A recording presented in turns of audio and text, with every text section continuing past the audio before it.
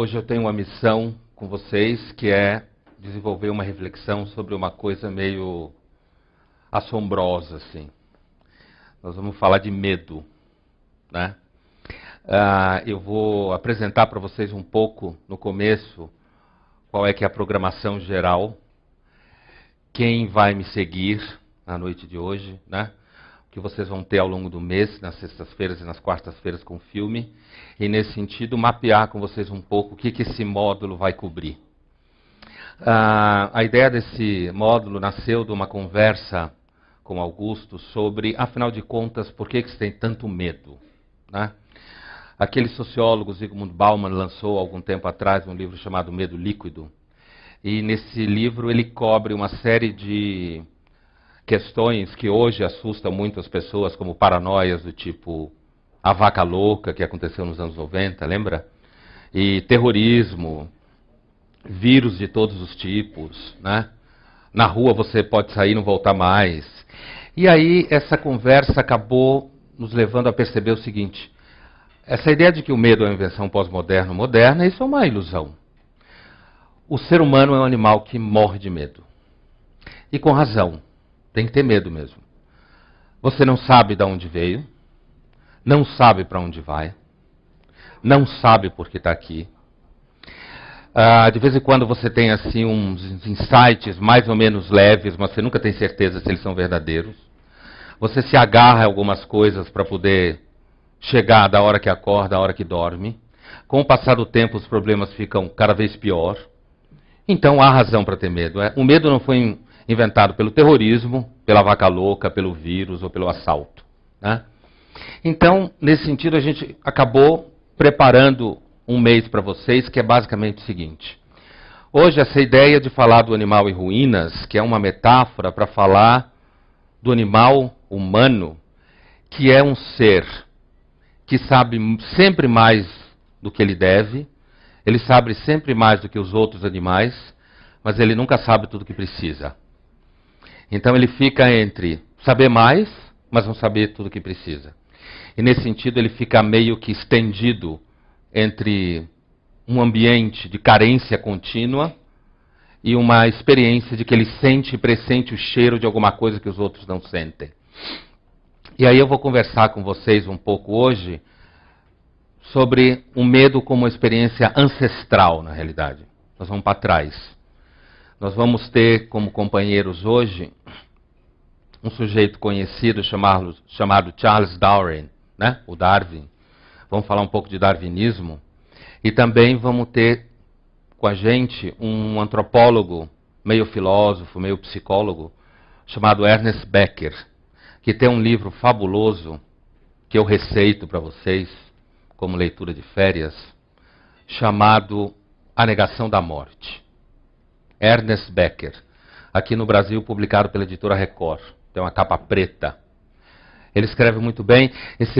Com esse livro ele ganhou o prêmio Pulitzer, mas infelizmente ele morreu cerca de 3 meses antes de receber o prêmio, né? Ele morreu com 49 anos. A minha missão hoje com vocês é falar por que o ser humano seria um animal em ruínas.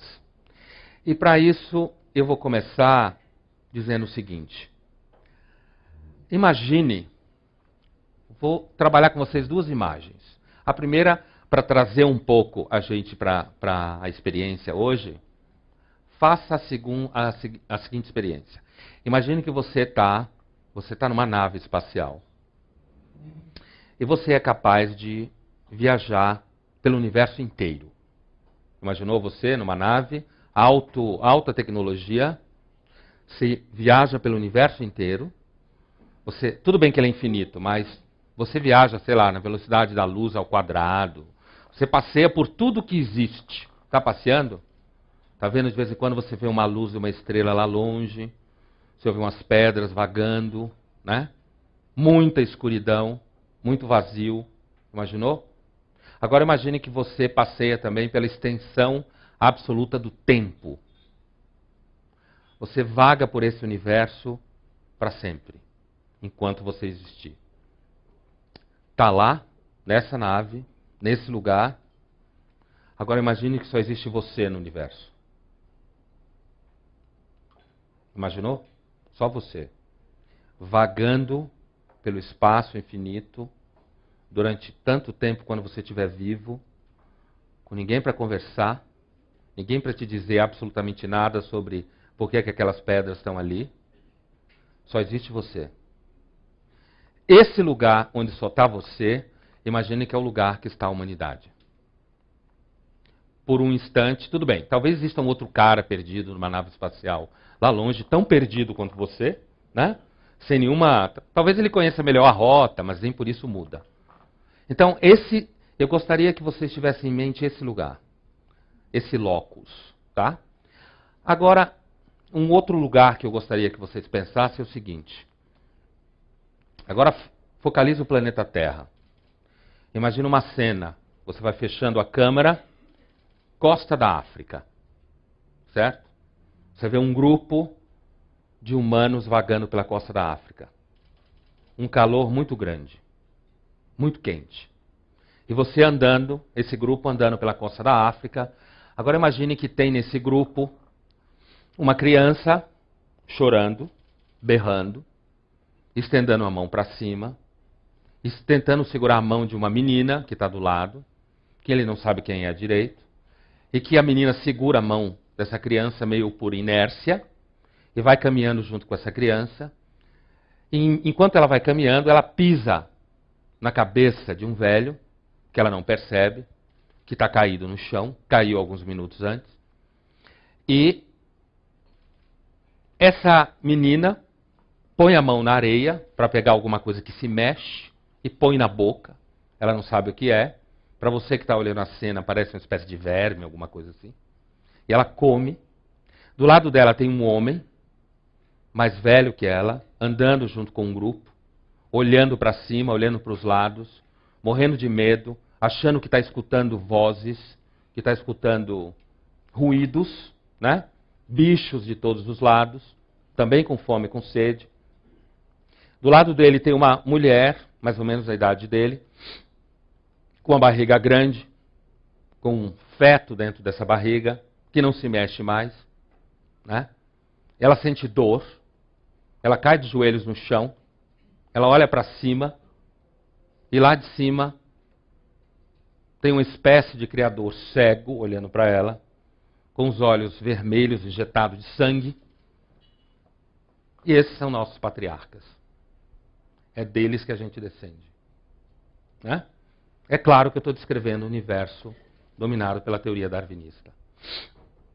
Se esses nossos patriarcas verdadeiros, do ponto de vista da teoria darwinista, se eles estão sobrevivendo até agora, se eles vagam pela costa da África, é porque eles são bem-sucedidos. E cada vez que você tem uma espécie acuada, cada vez que você tem indivíduos de uma espécie batalhando para sobreviver num universo, num mundo que é extremamente agressivo, nesse momento, a teoria da seleção natural está operando no clímax dela. O mecanismo, nesse momento, está operando no clímax. Quanto mais o meio ambiente lhe persegue, quanto mais você sobrevive, quanto mais você consegue reproduzir, melhor você é. Mais você está conseguindo, melhor no sentido que você está mais adaptado. Então eu queria que vocês tivessem em mente essas duas imagens ao longo da nossa conversa hoje. Uma fala da busca de companhia no universo, uma fala da busca de sentido no universo. Agora imagine, ao mesmo tempo, a outra imagem. Imagine nós, há 50 mil anos atrás, vagando pela costa da África, pela savana, qualquer lugar que a gente tivesse. Imagine um de nós, porque há 50 mil anos, mais ou menos, a gente era igualzinho que é hoje. Né? Imagine você num mundo onde você pode ser comido a qualquer momento. O que isso significa? Significa que uma das experiências mais marcantes que a gente deve ter tido, e que hoje, até hoje, está presente para nós, é a experiência que a gente faz parte da cadeia alimentar. A cultura, ela é inteiramente construída em cima da possibilidade de que a gente não saiba disso. Não lembre disso. Isso é sério. O Ernest Becker, desse livro que eu falei para vocês, ele fala de uma coisa chamada mentira caracteriológica. A ideia dele basicamente é a seguinte: ele se inspira aqui no Freud e no Otto Rank, né? E no conceito de repressão. Então ele faz uma leitura dele lá e ele diz assim: olha, a gente deve gastar energias psíquicas monstruosas para a gente conseguir viver a cada dia não sendo atormentado pela consciência que a gente tem de que a qualquer momento pode dar errado. Só que ele diz que isso daí deve operar no fundo do nosso psiquismo e a gente deve ter um mecanismo para manter a estrutura funcionando, para garantir que essa consciência não venha à tona. Porque se essa consciência vier à tona, a demanda de sobrevivência que você tem, provavelmente você não vai conseguir fazer frente a essa demanda de sobrevivência. Você vai ficar paralisado diante desse pânico. Então, se você volta para aquela imagem que eu falei lá da África, né, e pensa nos nossos patriarcas, a ideia é a seguinte: esse pânico deve estar embutido na nossa experiência de adaptação. Grosso modo é o seguinte: quem conseguiu mentir melhor, sobreviveu. Quem ficou paralisado diante do inexorável terror da existência, não conseguiu reproduzir. E vocês sabem que na teoria darwinista, basicamente é o seguinte: se você não reproduz, você não se adaptou. É claro que normalmente quando a gente discute isso, alguém levanta a mão e diz assim: eu não tive filho, significa que eu não estou adaptado? Não é assim, né? O darwinismo fala da espécie. A ideia basicamente é o seguinte: se 80% da população resolvesse não ter filho, aí a espécie não estava adaptada. Mas como a maioria tem, alguns podem ter o luxo de dizer: eu não vou ter. Porque a maioria tem. Mas a ideia é a seguinte: se você não consegue chegar à idade da reprodução, você não consegue garantir a permanência do seu material genético para frente. Então, assim, o Becker vai dizer o seguinte: apesar de que, sem dúvida, aqueles que sobreviveram foram aqueles que conseguiram esquecer que o principal afeto do ser humano deve ser o medo. Porque nós somos um animal. Veja bem, a gente não fabrica veneno, a gente não consegue voar, a gente não consegue morder um bicho com os dentes. Se você tentar morder, você vai ver que você não consegue. Você tem um tamanho desengonçado, você não enxerga direito, não ouve bem. Ou seja, tudo que você tem é pensar. Pensar é o seu grande barato. Compreender o mundo, tirar conclusões. E é justamente essas conclusões e a capacidade que você tem de observar o meio ambiente e perceber causa e efeito, é justamente esse movimento que leva você à consciência que se transforma no pânico.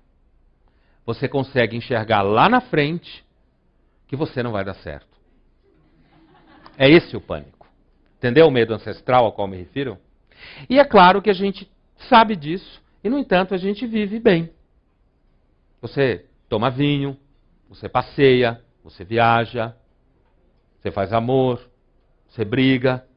Você não para de repente e diz assim: ih, eu sou mortal, logo hoje eu não vou dar risada. Normalmente você não faz isso. Quando você começa a fazer isso, é porque de alguma forma, e aí vem toda essa experiência da melancolia e da depressão, é porque de alguma forma a estrutura desse pânico embutido na sua experiência adaptativa vem à tona e te afoga. Então é mais ou menos como se eu estivesse dizendo o seguinte: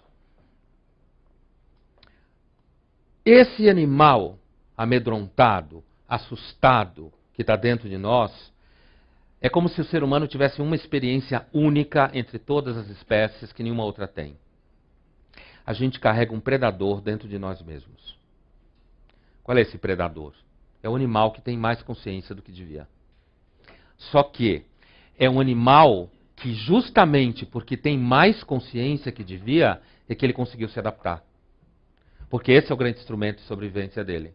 Só que esse grande instrumento de sobrevivência dele é, ao mesmo tempo, o instrumento que corrói ele, como diria o Becker na linguagem psicanalítica, inconscientemente. Então, se correr o bicho pega, se ficar o bicho come. O resultado é toda essa experiência animal de pânico e terror cai sob repressão. Né? E aí você consegue viver razoavelmente bem a vida, negociando internamente, do ponto de vista das energias psíquicas, você consegue negociando internamente com esse pânico que você vai tendo consciência. Imagina, você nasce pequeno, você não entende nada do que está acontecendo aqui, você vai aprender uma série de coisas e com o passar do tempo você vai percebendo que as questões essenciais você continua não sabendo direito o que está acontecendo. Então, nesse processo, a gente pode desenvolver a seguinte ideia.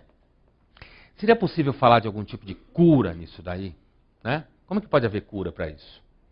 Existe cura para a consciência? Não é à toa que grande parte da nossa experiência humana é negociar com formas de não ter consciência disso. E aí, nesse sentido, se a gente pensa na época hoje, especificamente, quando a gente pensa numa cultura que é inteiramente dominada pela negação da morte, como fala o Becker no livro, uma cultura que apostou na ideia de que nós vamos viver para sempre, ou vamos esquecer disso, ou vamos ser cada vez mais felizes, o retorno do recalcado é cada vez mais violento. Quanto mais obcecado você é pelo sucesso, quanto mais deprimido você fica. Quanto maior você tenta negar aquela experiência do fracasso fisiológico, como a gente pode dizer, mais você precisa de energias, mais você se desgasta psiquicamente para negar isso. O resultado é o seguinte: o ser humano tem que fugir de si mesmo, assim como um lobo uiva para a lua. Você foge de si mesmo, mesmo que você não pense que está fugindo de você mesmo. É um automatismo da fuga o tempo inteiro. Você tem que escapar disso. O problema é que a vida e o mundo parece que foi... Freud fala isso no Mal-Estar na Civilização, né? Parece que a criação não leva em conta a felicidade humana. Parece que o mundo foi montado de determinada forma para lembrar para você o tempo inteiro que seu esquema de fuga não vai dar certo. Isso produz duas situações que eu gostaria de desenvolver com vocês. Uma é a seguinte: qual seria uma consciência possível, verdadeira, diante de uma coisa como essa? Aí o Becker ele vai dialogar com um filósofo conhecido chamado Ortega y Gasset, né? Ele vai dizer o seguinte: essa é uma metáfora que muitos filósofos utilizaram no século XVII para cá. A verdadeira condição do ser humano é a condição de um náufrago. O que é um náufrago? Você só cresce e só vira gente no sentido mais profundo quando você toma consciência de que você já perdeu. Você está perdido. Enquanto você não tem essa consciência, você não está de fato no mundo. Essa é a ideia. E o náufrago significa isso. Ele não está morto, é claro, mas ele percebe que ele está jogado no mundo, ele não sabe direito que mundo é esse, é a ilha na qual ele está, né? Ele não sabe, ele sabe que um desastre jogou ele lá, ele não tem muito como sair dessa situação, né? Mas quanto mais ele tentar negar que ele é fruto de um naufrágio, o que é esse naufrágio? Tem um psiquiatra e filósofo do século XX chamado Karl Jaspers, né? Que é muito próximo da filosofia existencial, psiquiatra, né? Que ele costumava dizer o seguinte: quando é que você pode começar a falar de cura, né? E a ideia é desenvolver com vocês um pouco, não só ficar falando o tempo inteiro, né? Putz, deu errado, vai dar errado, é um inferno, coisa assim, mas pensar como é que você enfrenta esse tipo de coisa. E o Jaspers fala, num processo terapêutico, você só começa a sair do buraco, e aí é uma expressão do próprio Jaspers, quando você percebe que a existência é um naufrágio. Enquanto você não percebe isso, você não tomou consciência ainda do que você é. E o que é esse naufrágio?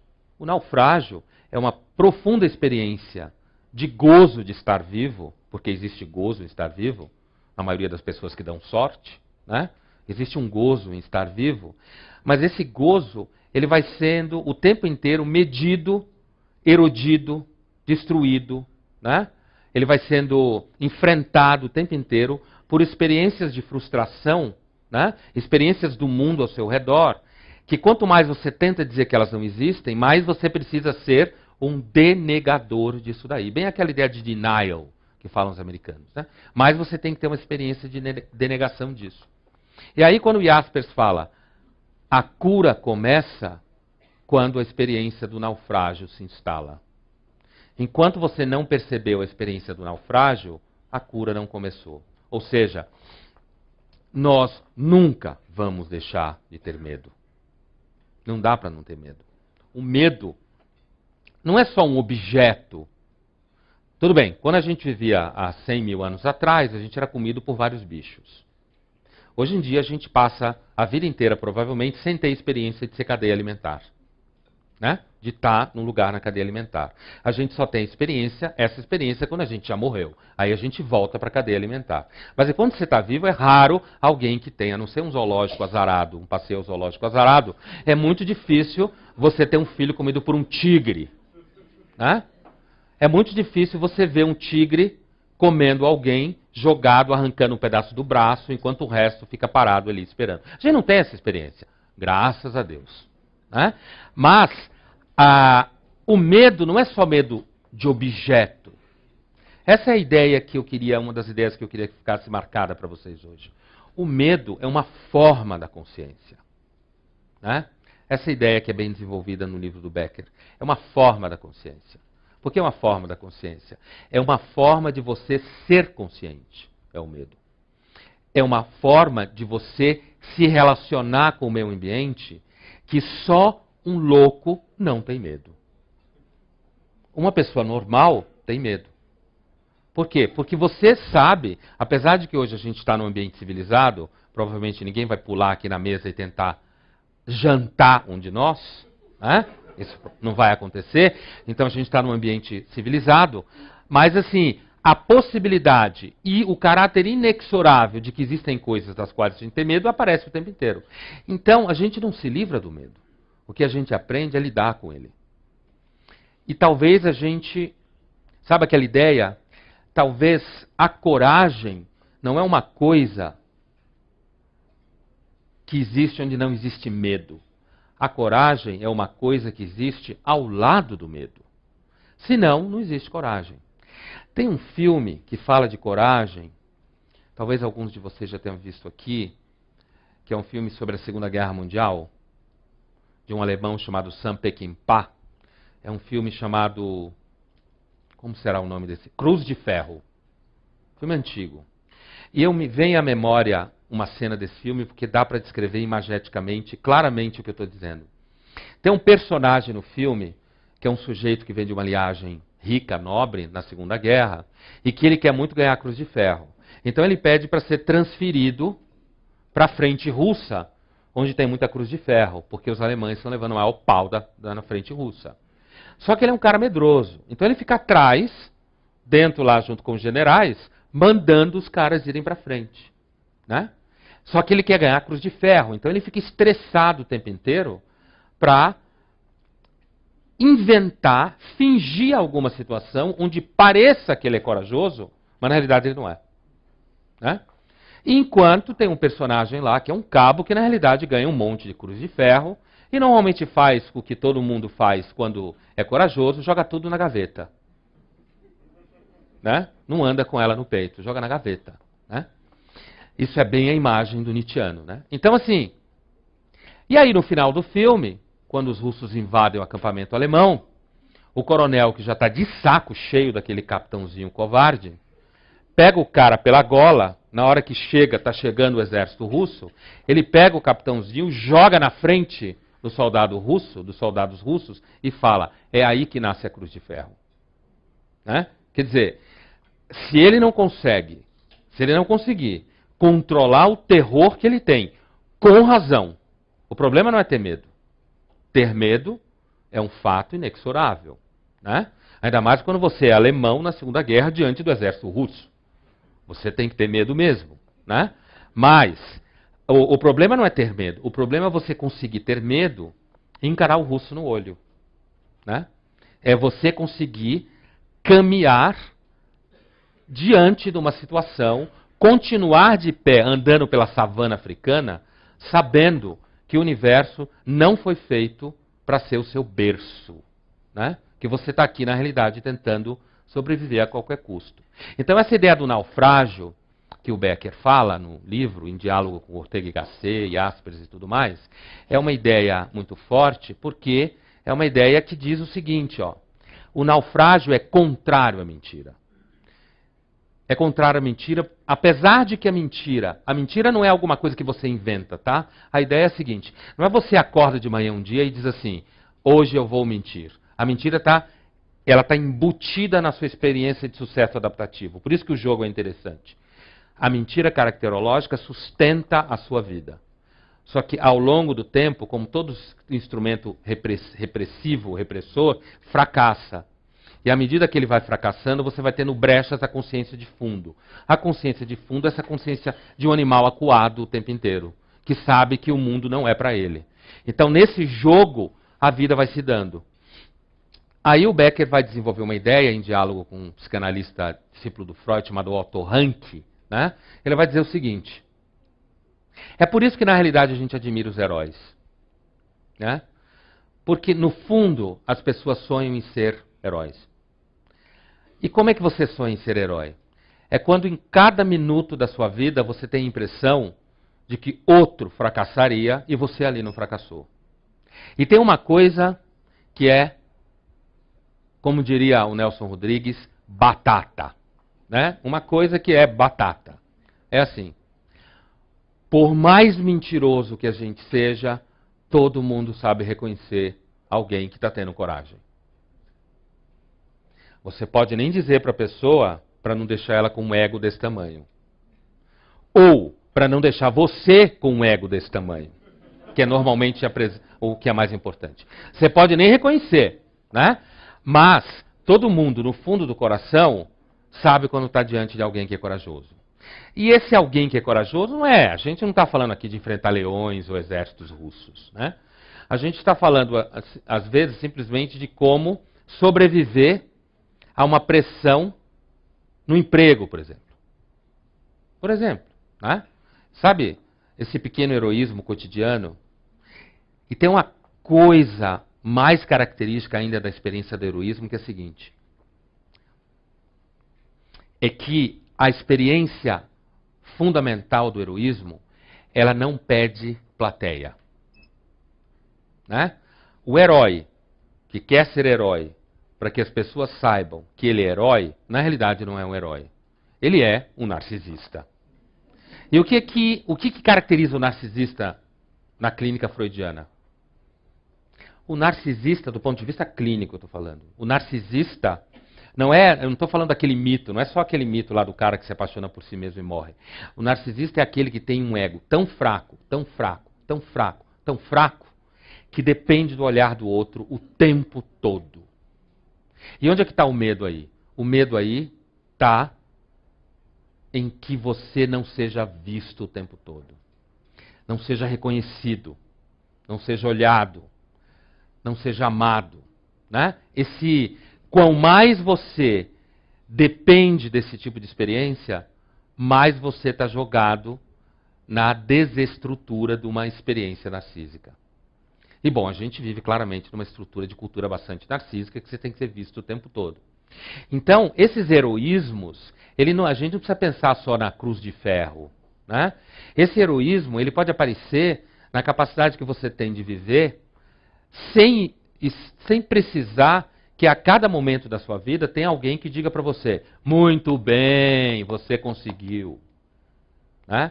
Que você consiga passar de um dia para o outro sem ter que ter alguém no seu lado dizendo, você fez a coisa certa. Porque às vezes o mais difícil é justamente você saber que está fazendo a coisa certa. Né? Então assim, ou que fazer a coisa certa vai dar algum lucro para você. Normalmente, nem sempre dá. Né? Outra coisa é, sabe, uma experiência de você conseguir sobreviver aos seus próprios afetos. Uma das coisas que caracteriza a experiência humana é uma espécie de afeto desordenado. Bom, a palavra afeto já significa isso, né? Uma certa desordem da alma, né? Vem da palavra patos, que todo mundo conhece, que dá em paixão, dá em doença, né?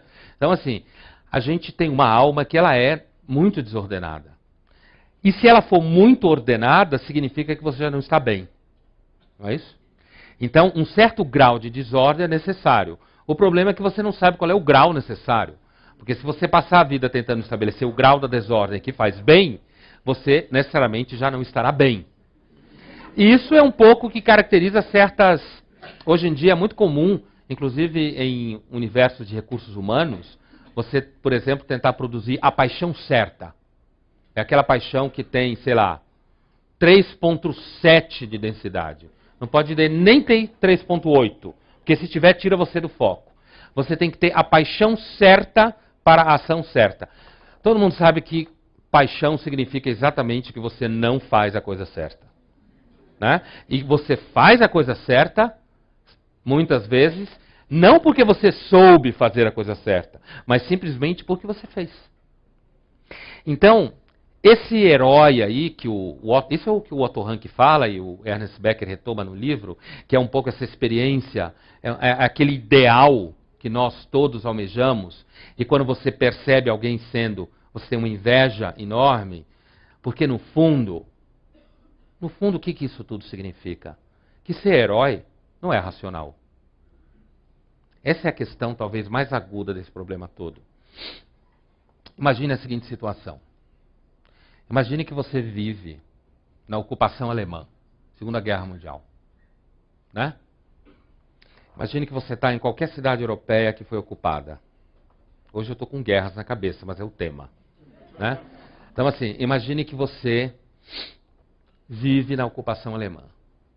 Agora imagine que você é uma família da população local, que não tem nada a ver com judeus, homossexuais, ciganos, nada daquelas coisas que os nazistas achavam que estava abaixo dos cachorros.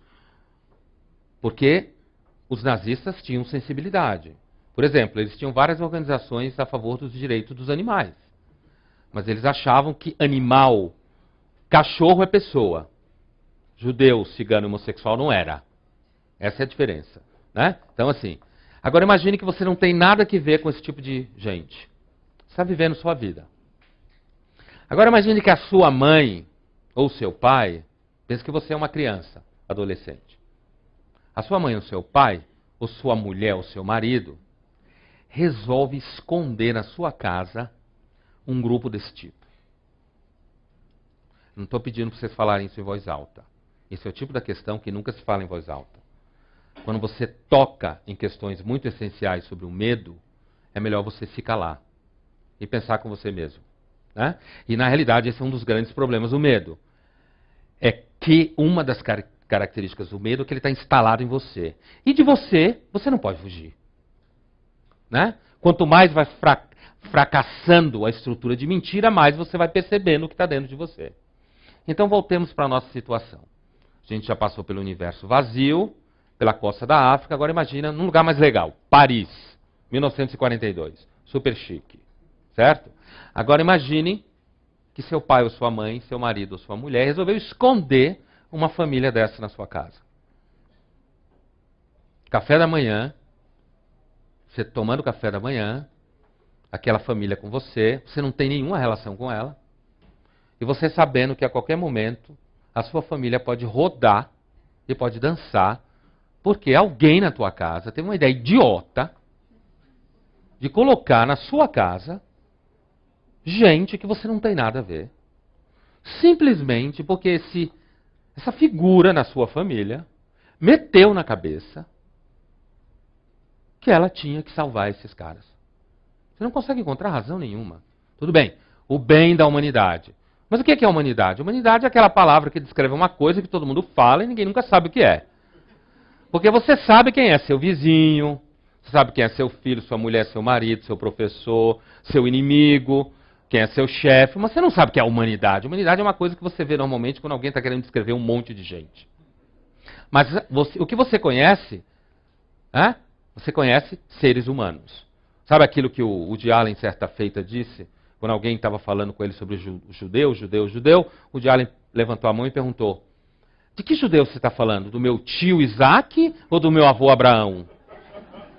Né? Quer dizer, essa ideia abstrata. Agora pensa no concreto.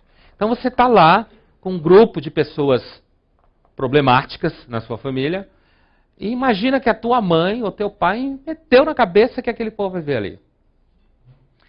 Você talvez em algum momento começasse a pensar assim: Pô, minha mãe não me ama. Porque se ela me amasse, ela não botava essa gente aqui dentro. Porque quando ela põe essa gente aqui dentro, ela põe a nossa vida em risco. Quem ela ama mais? A mim ou essa gente? Entende quando eu quis dizer que às vezes você ter coragem não é necessariamente racional? Racional, leia-se, racional do ponto de vista entendendo a razão como uma estrutura mental que garante a sobrevivência, organiza a vida em comum. E como diriam os utilitaristas, reduz a margem de mal-estar e amplia a margem de bem-estar. Né? Aquela ideia de que você deve ampliar e multiplicar os instrumentos de bem-estar e reduzir os instrumentos de mal-estar. Agora imagine você numa situação como essa. É isso que eu estou chamando de racional. Porque razão é daquela coisa que você abrir um dicionário de filosofia, tem 150 definições. Mas essa definição de razão é uma definição muito forte no nosso mundo. Né? O darwinismo fala no sentido ancestral. O utilitarismo fala do final do século XVIII para cá. Mas elas se encontram. Então, assim, e aí? Sua mãe está expondo você a uma experiência de medo avassaladora. O racional seria ela simplesmente colaborar com a ocupação nazista. Pelo menos, não entregando pessoas, mas simplesmente cuidando da vida dela. Já que ela não tem nada a ver com isso, por que ela vai se meter com isso? É aí que a conversa fica séria. Né?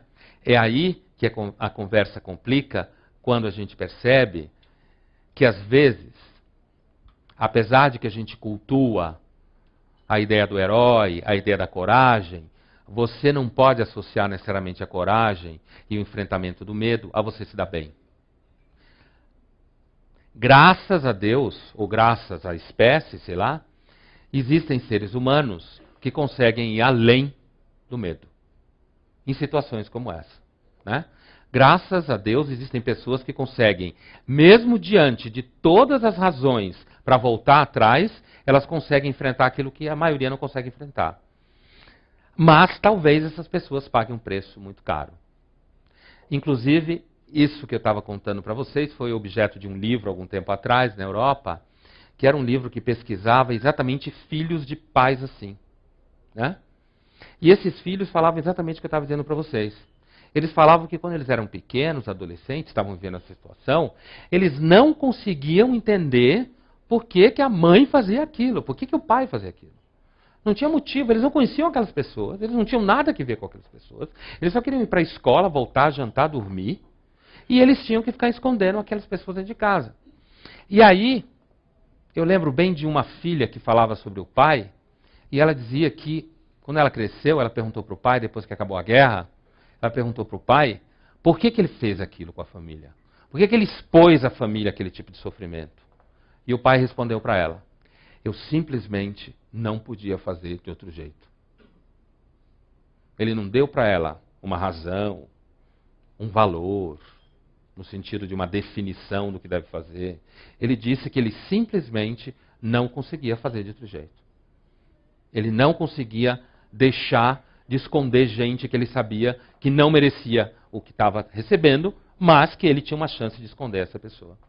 Então, assim, resumindo a ópera, né, essa história toda, esse medo da morte, esse sentimento, sabe? Talvez uma das definições mais duras do ser humano seja: nós temos medo porque nós somos um cérebro amarrado a um tubo digestivo. Né? Você é um tubo digestivo que se desloca pelo mundo, em cima dele tem um cérebro que enxerga e faz poesia, mas que ao mesmo tempo está atado ao tubo digestivo. Esse tubo digestivo significa o corpo. Você é uma espécie de Deus amarrado a um corpo que apodrece. Uma experiência que serviu de matriz para um dos textos centrais da tradição ocidental, que é o Banquete do Platão. Quem leu o Banquete sabe do que eu estou falando. Quando Platão vai definir amor do banquete, como é que ele define? O Eros, né? A definição de Eros do banquete.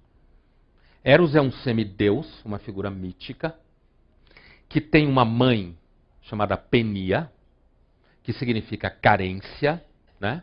Falta. Por isso, quando você faz exame de sangue, glóbulos brancos estão baixos, diz que está com leucopenia, né? Está faltando. E o pai dele é Poros, um deus que significa abundância. E aí o Platão vai dizer o seguinte, né? O Sócrates, Platão vai dizer o seguinte: o amor, o Eros, não é uma experiência vivida nem unicamente por um mortal. Por quê? Porque o mortal é representado no mito simplesmente como aquele que é falta, pura falta.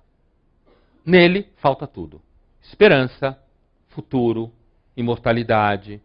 Ele é tão importante que a vida dele depende de um frango. Se não tiver frango, ele não vive. Ele depende de água. Você pode criar pontes, fazer aviões, escrever livros de filosofia. Um vírus acaba com você. Um ser estúpido como o vírus. Né? Que não pensa, se repete, replica como um bicho estúpido. Se replica e acaba com você. Então, assim, estamos colocando Darwin e Platão para conversar, que é uma conversa meio esquisita, mas tudo bem. Né? Então, assim, tudo bem. Então, assim, se é só mortal, não tem Eros. Né? E a gente sabe que na Grécia, Eros significava exatamente dínamos, força, energia, movimento. Né? Se você é só divino, também não tem Eros. Por quê? Porque você repousa. Você fica zen para sempre. Não sente nada, não tem medo, não vai morrer, não entra em pânico, não sabe, no fundo do seu coração, que quanto mais você vive, mais você se perde. Porque é essa a experiência. Né? Cada momento que passa, cada experiência que você tem, você vai se perdendo. Né? E não tem outra solução. É só isso. A outra solução é se perder logo, que não é uma boa solução.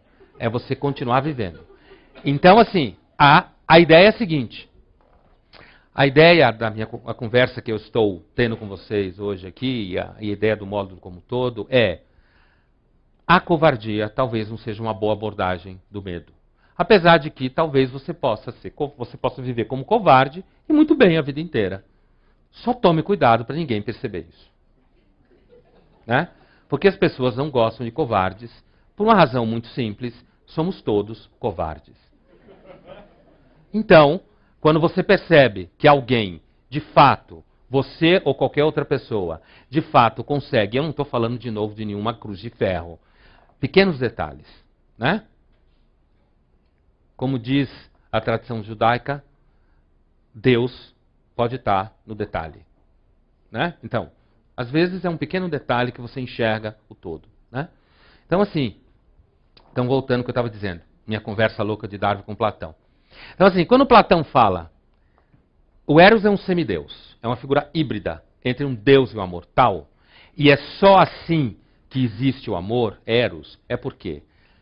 Porque o que caracteriza essa figura híbrida é, ao mesmo tempo que ela tem a experiência avassaladora da falta, do fracasso, da carência, do medo, ao mesmo tempo, dentro da chave do Platão, né, ela pressente a existência da plenitude. Ela pressente. Ela não sabe onde está, mas ela suspeita. E é justamente porque ela está tensionada entre esses dois extremos, é essa tensão que é o Eros. É exatamente essa tensão. É por isso que o Platão vai dizer que o ser humano é um ser que está tensionado entre dois polos opostos. Você não é. É claro que a gente sabe que o Platão se move no universo de alma imortal. Né? Então, assim, você está tensionado entre uma experiência de radical falta, radical esmagamento, e, ao mesmo tempo, uma vocação natural para buscar algo que você não sabe direito o que é, mas você pressente que esse algo é pleno, perfeito, poderoso, que a gente chama de Deus ou deuses. Essa ideia, é claro, para o Platão existe, mas você for um ateu básico, moderno, pós-moderno e tal, né? Você não precisa necessariamente jogar fora o Platão, afinal de contas o Platão é o Platão, né? E como eu sempre falo para os meus alunos de graduação, nunca fale mal de Platão. Não é? Nunca fale mal de ter uma ex-aluna minha de graduação ali. Nunca fale mal de Platão. Por quê? Porque Platão é um clássico. Se você falar mal de Platão, você está sempre falando mal de você. Porque o Platão nunca está errado. Você pode estar errado. O Platão nunca está errado. Pode ter certeza, ele nunca está errado. Senão, a gente não lia esse cara há 2000 e tantos anos e não encontrava nele coisas. Sabe um clássico, né? Um clássico é aquele que quando você lê ele, na realidade ele lê você. Você entra nele de um jeito e sai de outro. O Platão é um desses caras aí. Então assim, ainda que você não acredite na história de alma imortal, essa ideia, você fique mais encostado na discussão darwinista ou do Becker, que na realidade passou a vida inteira dele sendo ateu, e no final da vida não, no dado momento da vida dele, ele tem uma conversão e volta a praticar a religião dele, que era judaica, ele diz assim, mas não foi o medo da morte, que é a grande tese dele, né, que levou ele a Deus. Ele disse que o que levou ele a Deus foi quando nasceu o primeiro filho dele. Que ele se perguntou, de onde apareceu isso? Tudo bem, saiu da barriga da minha mulher, mas como que apareceu esse negócio que respira, se mexe, e vai crescer, vai ficar igual a mim, né? E vai ter todas essas experiências. Como é que isso apareceu de repente da pedra? Né? Porque de certa forma, se você pensar que a gente é feito de pedra no sentido de poeira, né? O que nós somos? Nós somos uma poeira que um dia abriu os olhos e começou a olhar ao seu redor. Aí pegou uma nave espacial e foi passear pelo universo. Mas é só poeira, andando pelo universo, vazio, olhando para si mesmo. Né?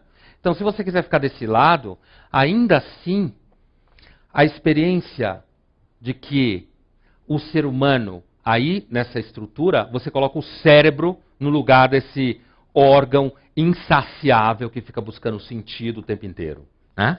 Ele busca sentido o tempo inteiro. Ele quer entender as coisas. Né? Ele se pergunta como as coisas são. Hoje, essa discussão chegou no mundo empresarial já. Né? Chegou nos modos mais concretos de existência. No seguinte sentido, o ser humano tem cérebro. E o que nós vamos fazer com isso? Não dá só para usar o parasimpático, não dá para usar só a razão estratégica instrumental de sobrevivência. O ser humano tem cérebro. Né? E esse cérebro é caracterizado por ser um órgão que às vezes produz coisas inúteis. E parece que a utilidade faz parte da saúde mental. Né? E às vezes quando você está num mundo muito obcecado pela saúde, a última esperança é alguma forma de doença mesmo. Só. É que alguém deprima perto de você e você olhe e diga, afinal de contas, para onde eu estou indo? Né? Então assim, mesmo que você fique do lado do Becker, e eu vou indo em direção ao fechamento para a gente conversar um pouco, essa imagem, fica com essa imagem, um cérebro engatado num corpo, e o corpo é uma das experiências mais avassaladoras de transcendência que existe. O ser humano é um animal da transcendência. O que significa essa palavra transcendência? Filosofia é uma das palavras, 3, 4 palavras que quando o aluno entra na filosofia, mais tem problema e tem medo de errar na prova. O que é transcendência? Né? Mas, tudo bem, transcendência, uma definição básica é o seguinte, é o que está fora do tempo e do espaço, ou seja, é o outro radical da condição humana. Deus é o super conceito para isso daí. Mas um processo de transcender-se, né, é um processo em que você se transforma em outro, ou você vai indo em direção a algo que é totalmente outro, né, como alguns filósofos falam. Então, assim, o seu corpo é uma experiência de transcendência avassaladora, e é uma transcendência que você tem medo. Por quê? Porque não existe nada melhor no mundo para dizer que você não manda na sua vida do que o seu corpo. Né? Com o passar do tempo, você vai tendo a experiência de que você não manda no seu corpo. Ele vai criando vida. Só que é uma vida que você não gosta. Né? Ele vai fazendo coisas que você não gosta. Ele vai emitindo sinais que rompe com seus acordos com o cotidiano. Ele vai dizendo para você, agora o seu cotidiano é meu. E essa experiência é uma experiência de transcendência em direção ao nada, que é o que a gente mais tem medo.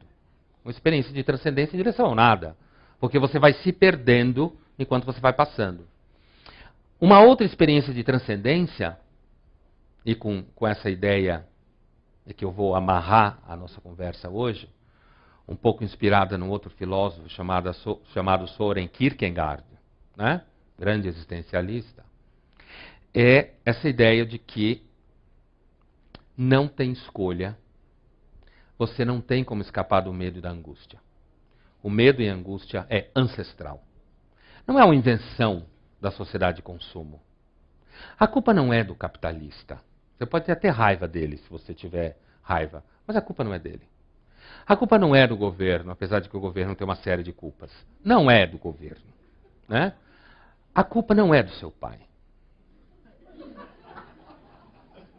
Você pode até ter razão de vez em quando para ficar bravo com seu pai, mas a culpa não é dele. Ele está no mesmo barco que você e o barco afunda. É uma questão de tempo. Né? A culpa não é da sua mãe. Apesar de que a sua mãe pode ter feito um monte de coisa errada.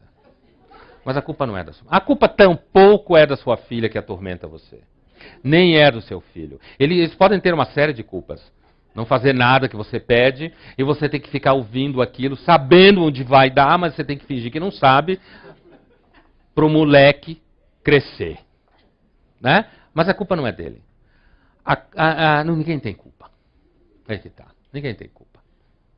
Ninguém tem culpa. Algumas pessoas põem a culpa em Deus. Olha aí. Né? Você quer chegar lá na frente de Deus, botar o dedo na cara dele e dizer, por que você me fez assim? Você não podia ter me feito de um jeito em que eu parasse lá pelos 23? Só que com uma cabeça, super cabeça. Né?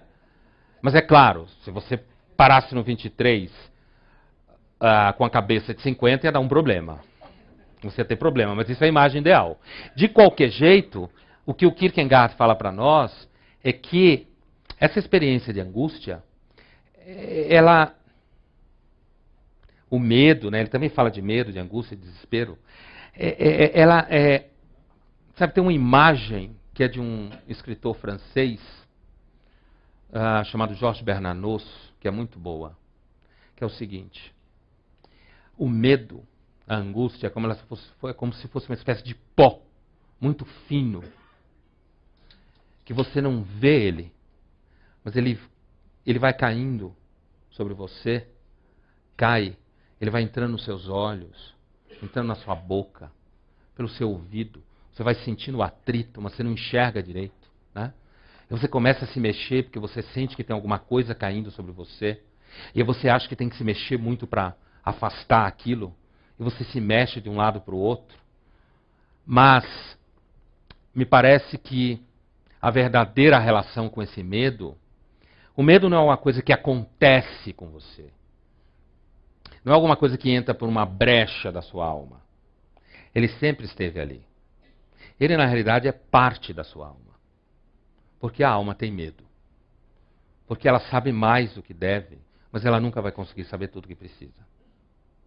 Obrigado.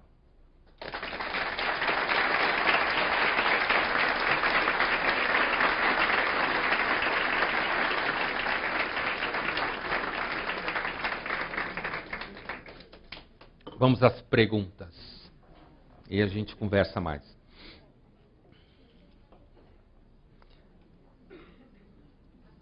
Acho que sim. Você pode fazer. Tem um microfone aí? E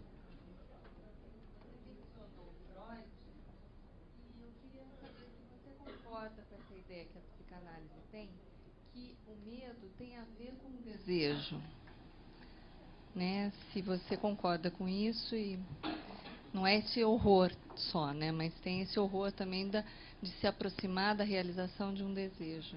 Então, a primeira ideia que me vem para responder você não é com Freud, mas sim com Schopenhauer, né? Que era um cara que poderia ter influenciado muito Freud se ele tivesse lido. Ou sei lá, se ele leu escondido. Tem um povo que diz que ele lia escondido Freud, Nietzsche, né? Que lia o Nietzsche e o Schopenhauer escondido. Nas famosas reuniões, depois das reuniões de quarta-feira. Mas tudo bem. Eu lembrei do Schopenhauer pelo seguinte, porque ele diz mais ou menos o seguinte. A vontade, ele fala de vontade, né?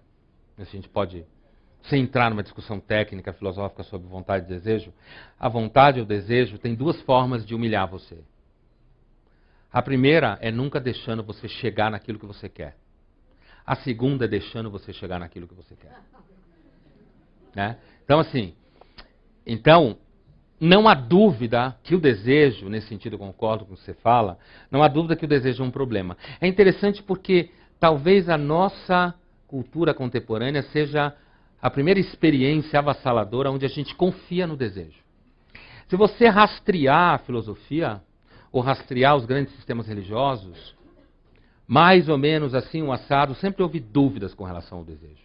Sempre houve dúvidas. Né? Porque o desejo é uma espécie de cavalo selvagem que você nunca consegue controlar. Então, assim, a segunda parte da pergunta eu diria o seguinte, eu não acho que o que cria o medo seja o desejo. Eu acho que, assim, o medo é ele faz parte de uma estrutura muito essencial do animal humano, que é a própria construção da consciência humana. À medida que você vai percebendo onde você está, você vai tendo medo. Então, o medo é praticamente fisiológico. A besta em nós tem medo. A alma em nós, quando transcende a matéria da besta, tem mais medo ainda. Então, assim, o desejo nisso daí, eu acho que pode ser um instrumento, sem dúvida, onde vai produzir uma série de experiências de fracasso que pode fazer com que a gente fique com muito medo. E, por outro lado, e aí eu acho que é uma questão bem comum da nossa discussão contemporânea, é que nós fomos educados para ter medo do desejo. Né? Eu penso o seguinte, faz muito mal ter medo do desejo. Mas o desejo é alguma coisa para você ter medo. Basta lembrar da Madame Bovary, né? Como figura mítica. Né? Então, assim, então é por isso que... E aí eu acho que essa discussão é meio sutil, porque o que está na base de uma reflexão sobre medo ancestral, que é o que abre o módulo, é tomar consciência. O medo não é uma invenção moderna. A gente não tem medo porque hoje em dia é perigoso andar na rua. É claro que é perigoso andar na rua. Mas a gente tem medo porque simplesmente a gente é inteligente. Então a gente tem medo. Só que, ao mesmo tempo, por alguma razão, a gente sonha com não ter medo. E a gente admira quem não tem medo. Mas não é fácil não ter medo. Inevitavelmente, você fala de desejo, eu lembro do Nelson Rodrigues, né? Sobre desejo. Olha só, conto. Resumindo bem, você tem uma história que é a seguinte. Uma mulher viúva, que tem um filho de 12 anos, que é amante de um cara casado. Certo? E aí, ela é muito apaixonada por esse cara casado, e ela morre de medo que o filho saiba que ela é viúva e é amante de um cara casado. Então ela esconde do filho, das vizinhas, de todo mundo que você tem que esconder. Né? E aí o que acontece?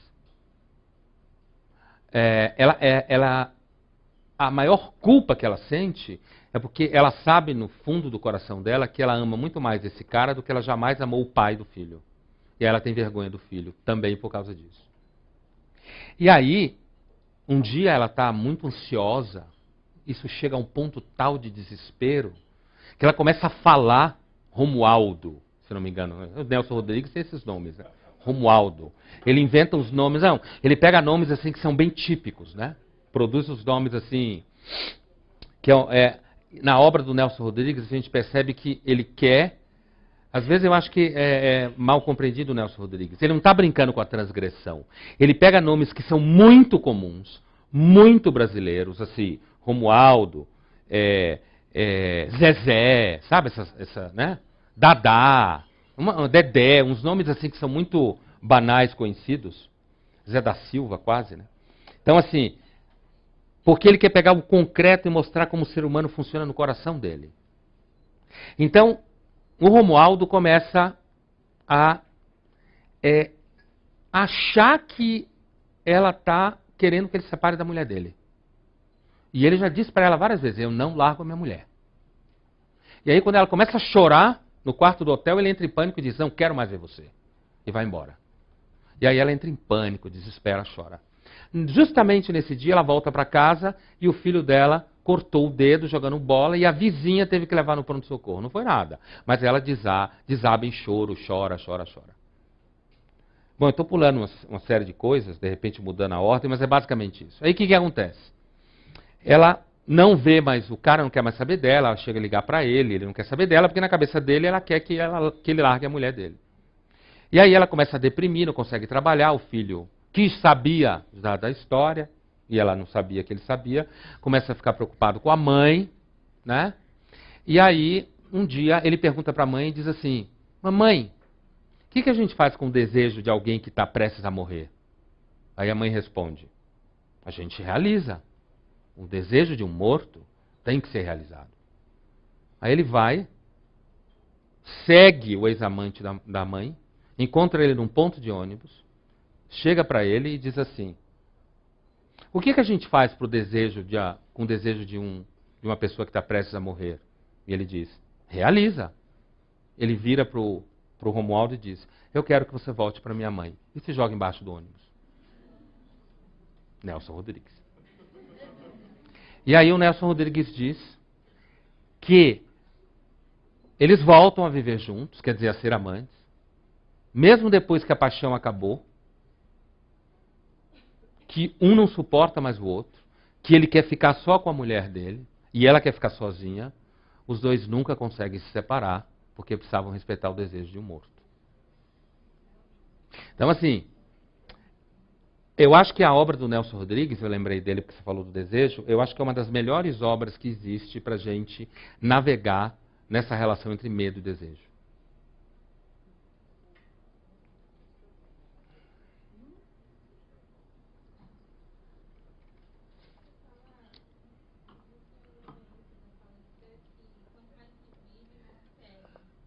E eu estou procurando você.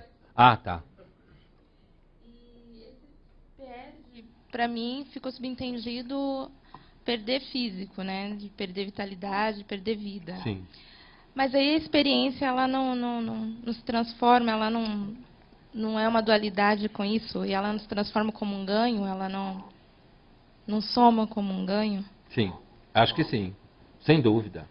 Eu acho que essa sua ideia da experiência que se soma como um ganho, ela é da ordem da experiência do amor que fala o Platão. Ou da ordem da experiência, da ordem dessa ideia de buscar a virtude, sabe? Sabe a ideia de que... Sabe quando alguém morre de modo corajoso e virtuoso? Essa pessoa, apesar de que morreu, ela parece que fica pairando sobre as pessoas. Não é à toa que existem heróis, né? Então eu acho que soma, sim. É claro que sim. O que eu tentava dizer é o seguinte, que para a gente discutir o medo de forma bruta e ao mesmo tempo sofisticada filosoficamente, mas olhar o medo no olho, a experiência de vida, ela vai tornando de alguma forma esse modo de se perder fisicamente sutil, sofisticado, às vezes sublime. Mas é muito difícil, eu acho que numa sociedade como a que a gente vive, em que você ou é jovem ou você não é, a ideia de experiência, ela acaba se perdendo na ideia de experiência, o quão mais eu consigo experimentar o jovem em mim. A todo custo. E o que eu queria dizer é o seguinte, é claro que a experiência, às vezes a experiência faz a diferença toda entre uma coisa e outra. E a gente sabe no nosso cotidiano, quando a gente está diante de uma pessoa que procura sobreviver com um mínimo de dignidade ou alguém que já desistiu de sobreviver com dignidade, né? E isso é uma coisa que está no corredor do seu prédio, dentro de casa, na escola, no trabalho, né? Às vezes a capacidade de perceber essas coisas pode salvar vidas. Se enxergar esse tipo de coisa.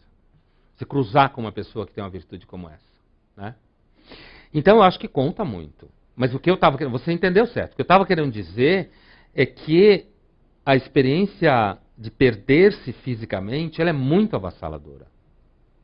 E, de certa forma, esse modo de envelhecer sábio, um pouco como você descrevia, né? Esse modo de envelhecer sábio é um modo que ele se bate justamente com essa experiência esmagadora do envelhecimento.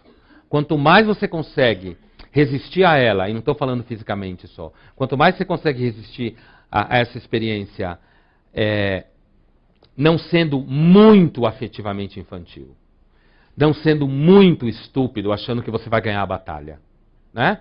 Porque tem um romance, me vem à memória agora um romance de um escritor inglês chamado Joseph Conrad, sabe? Que escreveu No Coração das Trevas, que virou Apocalipse Now, aquele filme com Marlon Brando, né? Que tem um momento que ele está descrevendo uma situação de morte que quase ele passou. Ele diz assim: não se enganem, a morte se dá num ambiente cinzento. Não é preto nem branco, não tem nada em cima nem embaixo, nem de um lado nem do outro. Não existe nenhuma glória. Ela não tem pressa de vencer você, porque ela sabe que o tempo está do lado dela. Então, assim, é essa experiência que eu me refiro como experiência ancestral de medo. E a capacidade de você construir uma experiência que você faz referência, ela se dá exatamente aí. É aí que nasce a Cruz de Ferro. Esse tipo de experiência.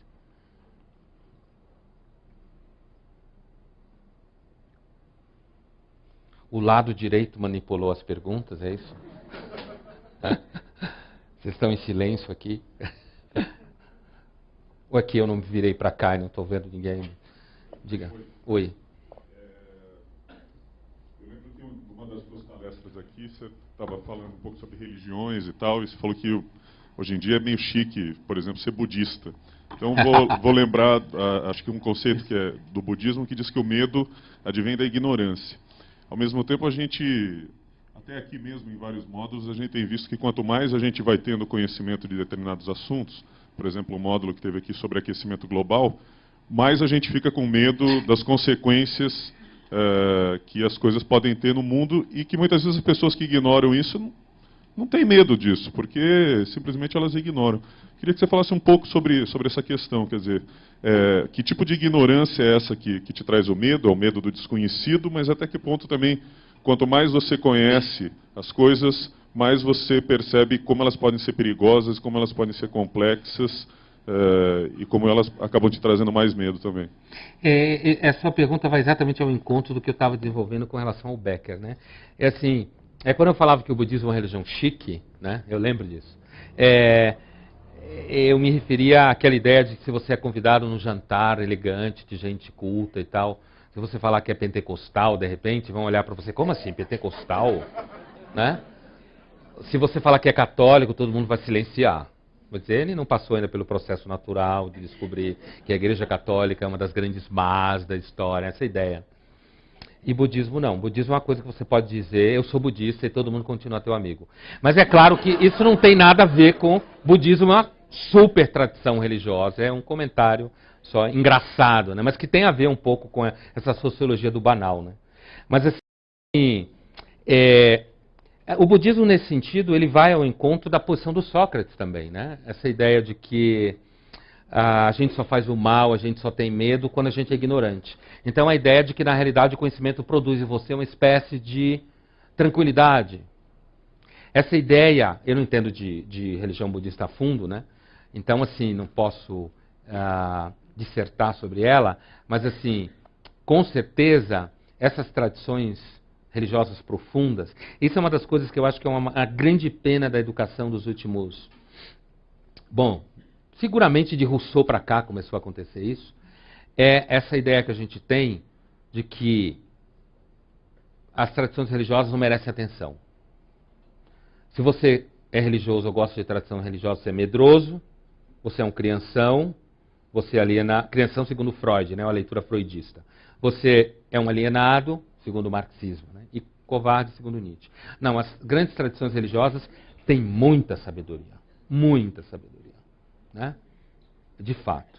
Inclusive sabedoria antropológica, para falar o seguinte, também na filosofia, se você pega os estoicos, na tradição grega, a ideia de que a sabedoria leva você a um estado, uma espécie de apateia, que é um pouco parecido com a coisa zen, né? Não no sentido da meditação, mas no sentido de que você, sabe, consegue manter um distanciamento, porque no fundo você sabe que a existência está submetida a um logos, e esse logos consome você. Não adianta não querer ser consumido. E a experiência válida da vida é exatamente você ter consciência enquanto vai sendo consumido, né? E não fugir dessa experiência de ser consumido. Então, é nesse sentido, me parece, que a relação entre ignorância e medo seria uma relação significativa. Também, é claro, se você partir para uma dimensão unicamente metafísica, religiosa, e chegar à conclusão que tem medo aquelas pessoas que não conhecem o nada transcendental, o Deus que te ama, Jesus, seja lá o que for. Quando você conhece isso tudo, você sabe que no final tem alguém de braços abertos ou um nada legal te esperando. Então, não precisa ter medo, no final vai dar certo. Do ponto de vista que eu estou falando, o problema é o final do filme. O problema é se cada pessoa for um filme cujo final é infeliz. Esse é o pânico, né? Então, é nesse sentido que, pulando para a segunda parte da tua pergunta, aquecimento global e filosofia e psicanálise, não sei o quê, deixa a gente com aquela impressão, sabe, de que se eu conseguisse pisar na grama ou na areia, esvaziar minha cabeça, me relacionar com os animais, com as pessoas que eu amo, com um coco, sabe? Tudo ia ficar no seu lugar. Aquela inveja que a gente tem dos bois, sabe? Aquela inveja que a gente tem de um labrador, eu tenho um, minha filha tem, não eu. Quer dizer, então assim, essa inveja de você perceber que o cara está bem no mundo. E que você nunca está. Você nunca vai estar, não adianta, aí que está. É claro que aí a gente pode dizer, não, mas se você for mais ignorante, quer dizer, lê menos, estuda pouco, quer dizer, não vai no café filosófico, larga isso de mão, né? Larga isso de mão. Quer dizer, se você não procura entender as coisas, de repente você pode ter uma relação orgânica com o mundo. Às vezes essa estrutura também aparece um pouco naquela coisa, não, se você tiver uma relação de empatia com o cosmos, ele te abraça. Né? O cosmos, a natureza te abraça e te come por dentro. É porque é a natureza que te come, exatamente. A morte é natural. Então essa história de não, a natureza, só pode ser metafísica essa natureza. Porque a natureza real, tudo bem, a gente tem que cuidar dela, não estou fazendo um discurso toque fogo e pavimente tudo. Né? Mas assim, essa ideia de que a gente tem que cuidar da natureza porque a gente vive nela, não porque ela seja uma mãe que te beija o tempo inteiro. No final da história, ela te trata mal. Né? Então, assim, me parece o seguinte, você que não tome os remédios certos, vá no médico, faça exame, essas coisas. Então, assim, é difícil, voltando ao que eu estava falando do Becker e amarrando a resposta para ti, assim, é difícil porque essa ignorância necessária para você não ter medo do que acontece, é quase como se você tivesse de sedar a consciência. E a gente pode lembrar do livro do Aldous Huxley, Admirável Mundo Novo. Então, no final das contas, é o seguinte, é difícil ter consciência, é difícil pensar, é difícil perceber. Isso desencaixa você do mundo. Você olha para os bois e diz, eu nunca vou conhecer esse estágio de plenitude. Jamais. Eu não consigo, eu sou um desgraçado. Eu olho para um lado, olho para o outro, eu olho para um lado e eu digo, e Deus, será que Ele me ama? Do outro eu olho e vejo pedras e digo, afinal de contas, em que lugar que eu estou? Né? Mas assim, ou por vício, porque muitas vezes a gente vive pelos vícios mesmo. Né? Às vezes a gente perece pelas virtudes também, muito comumente. Assim, por vício, ou porque eu acho que de fato é uma experiência que vale a pena, sabe, Aristóteles dizia que a vocação do ser humano conhecer, se perguntar. Né? Conhecer, se perguntar. Então, assim, querer saber o porquê, se voltar para a pergunta sobre de onde a gente veio, tal, daquela coisa que o Aristóteles fala que a gente tem uma vocação de se voltar para o primeiro motor, se perguntar de onde a gente veio, de onde que veio a ordem que existe, né? Essas coisas.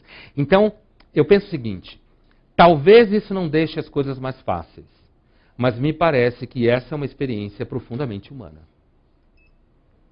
E a gente não tem outra solução a não ser o que a gente é. A gente não vai conseguir ser boi.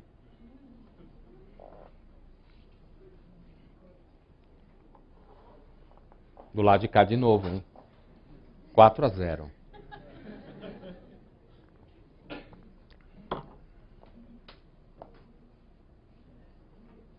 Não vai o microfone até lá?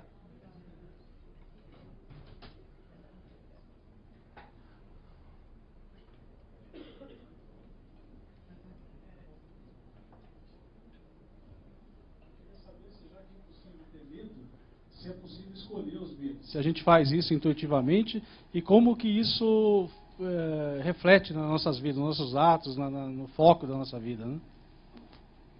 Eu acho que escolher os medos é tão luxuoso quanto escolher os países que você viaja. É uma questão de luxo, de certa forma. E eu não estou falando só numa questão material. Eu acho que material também. Porque, por exemplo, talvez se você for uma pessoa que tenha poucos recursos, talvez você não tenha a chance de escolher medo nenhum. O que vier você tem que enfrentar, né? De repente você não consegue ir para um hospital bom, então você não pode escolher ter medo só da morte, você tem que ter medo do hospital também. Né? Então aí você não pode escolher só ficar com o medo que todo mundo tem, ou quase todo mundo tem, né?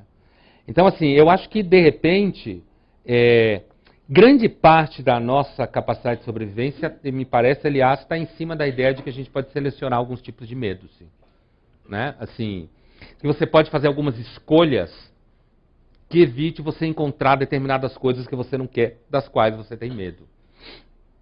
Então você pode, por exemplo, não ter medo do colesterol. E aí tomar muito remédio e não comer nada para ficar livre do colesterol. O problema é que você vai acabar percebendo que, na realidade, você morre de medo do colesterol. Por isso que você faz isso tudo. Né?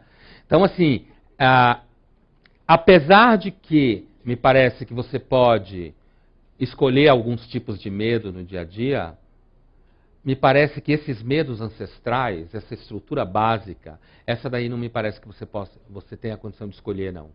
Se você der sorte na vida, apesar de que sorte depende muito do que você faz, né?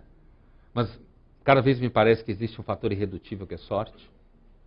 E isso é uma questão, para mim, filosófica, inclusive, assim.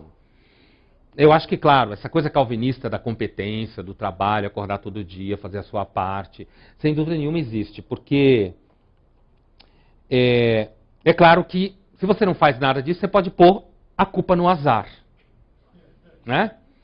Então, me parece que não. Mas eu acho que depende muito da sorte. Então, nesse sentido, me parece que apesar de que você pode escolher os medos, e aí me lembra um outro autor muito interessante, que eu li algum tempo atrás, pouco tempo atrás, que é um poeta chamado Joseph Brodsky. Né? Ele está falando sobre o mal, não sobre o medo, mas eu acho que a analogia vale aqui. Num texto que está publicado num livro chamado Mania de Professor, tudo que fala tem que dizer a fonte. Né? Assim, num texto chamado Menos que Um, Companhia das Letras, esgotado. Você acha em sebo, e acha pela Amazon, né? Então, assim, nesse livro ele faz uma aula, um texto chamado Aula Inaugural, que ele está falando para alunos de college nos Estados Unidos, moçada, né? Moçadinha. E ele diz assim, no começo do texto, eu vou falar hoje para vocês de uma coisa que vocês vão conhecer muito na vida. Eu vou falar hoje para vocês sobre o mal. Aí ele diz: o mal, não espere que o mal não vai aparecer na sua frente, no meio da sala, dizendo assim: olha, eu estou aqui, eu sou o mal. O mal gosta de copiar. Ele gosta de ele gosta de grandes quantidades. Por isso o Brodsky vai dizer assim: o mal é muito inseguro. Muito inseguro. Por uma razão muito simples, ele não é. Isso ele está dialogando com a tradição platônica para cá, né? Ele não é. Como ele não é, ele é vazio. Como ele é vazio, ele inveja o que é. Então ele copia o que é. Só que ele está em grandes quantidades. Todo mundo vai perder a batalha contra o mal. Uma hora ou outra, você sempre perde. Não porque ele seja melhor que você, mas porque ele está em grandes quantidades. Então tem uma hora especificamente que ele diz assim: o mal adora orçamentos equilibrados. Ele adora prédios de concretos, grandes escadas de granito, porque ele gosta de se sentir seguro. Ele gosta de sentir que ao redor dele tudo está no seu lugar, porque no fundo ele é inseguro.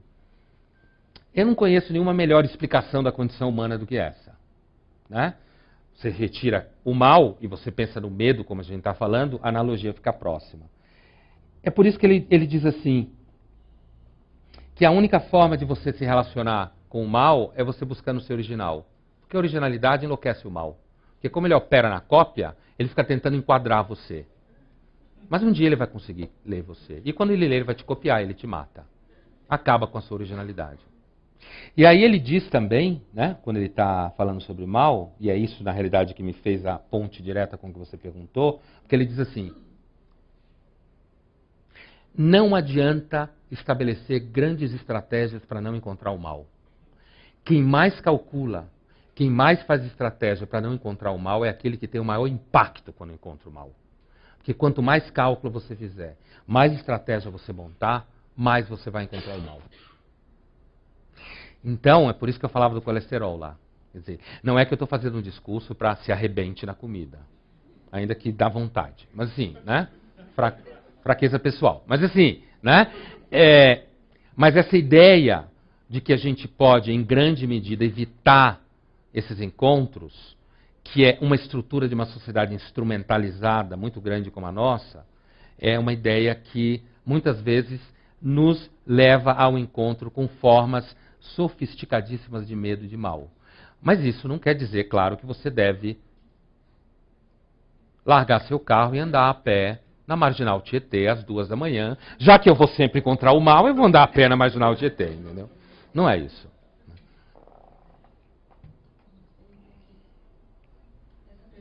Ela veio pela web aqui. Ah, tá. Essa pergunta ela veio pela web da Silvia Gonçalves, de Ilha Solteira. Por que o ser humano, sendo um ser pensante, tem medo do sobrenatural? Ou seja, do ser que transcende o corpo? Então, isso é um dos medos mais ancestrais que a gente tem. Se a gente for responder um pouco via uma coisa mais histórica, por exemplo, historiadores da religião falam que a crença no sobrenatural e a crença em medo do sobrenatural, que provavelmente anda junto, né? Isso numa análise meramente histórica, hein? Meramente fenomênica, assim, sem nenhuma crença envolvida. Isso pode estar associado ao fato de que as pessoas, desde sempre, a gente deve ter sonhado com quem morria. Você tinha xamãs que falavam: olha, se você não fizer isso, vai acontecer isso com você, né? E como sempre acontecia alguma coisa errada no final, afinal de contas, como não achar que o cara acertou? Né? Então, assim, do ponto de vista meramente histórico, é bem razoável imaginar que vultos... Imagina, o mundo era muito escuro. Muito escuro. Imagina quanto tempo você passava no escuro. Imagina você no norte da Europa, há 60 mil anos atrás. Como não era escuro. Grande parte do tempo. Né? Então, eu acho que tem esse fator. Agora, de uma outra forma, tem um campo da literatura chamado literatura gótica, né? Que está muito associado aos avanços da ciência, que tem muita coisa de fantasma no meio. Eu acho que a gente tem medo do sobrenatural. Eu acho que tem um medo sofisticado do sobrenatural, que é um pouco um medo de que, afinal de contas, se a gente for eterno, talvez seja uma batata quente danada. Pensou se você for eterno? Você não dorme nunca? Porque morrer é ruim, vai. Mas pelo menos um dia acaba. Tudo bem, eu não estou afim disso, mas estou falando, um dia acaba. Agora imagina se você acaba, acorda, acaba, acorda, acaba, acorda, acaba, acorda e fica para sempre acordado de repente. Imagine que experiência avassaladora de consciência que não é. Você, de repente, vira para Deus e diz assim, para mim basta. Eu sei que eu sou um espírito imortal, mas eu quero que eu seja mortal. Então eu acho que talvez não, um monte de gente já falou isso, né? Não é invenção minha, não foi eu que criei. É assim, eu acho que é possível que parte do medo sobrenatural esteja associado ao fato de que, sabe, e isso é uma coisa que o gótico trouxe muito, a literatura gótica lá do século XIX e XX, primeira metade do XX, essa ideia de que talvez você continue vivo e talvez você continue tendo problemas muito sérios, né? Não é? Vocês imaginem, tudo bem, você tem problemas, sei lá, com imposto, problema com os filhos, dívida, problema no trabalho, sei lá, você tem uma série de problemas. Mas você não gosta, mas você sabe que um dia vai acabar. Agora imagina se você arrasta para a eternidade uma questão mal resolvida aqui nesse planeta. Para a eternidade. Imagina se você morre e quando você estava vivo, você foi trocado por uma pessoa, você foi largado porque o teu parceiro ou tua parceira largou você por uma pessoa. Agora imagina que você se mata e você acorda do outro lado, morrendo de ciúme do mesmo jeito, com um problema. Agora você vê mais do que queria ver. Então talvez a eternidade sobrenatural não seja a solução de tudo. Talvez seja a abertura de uma enorme chave de problemas. Eu lembro do Nelson Rodrigues de novo, estou com ele na cabeça, eu ando lendo muito ele.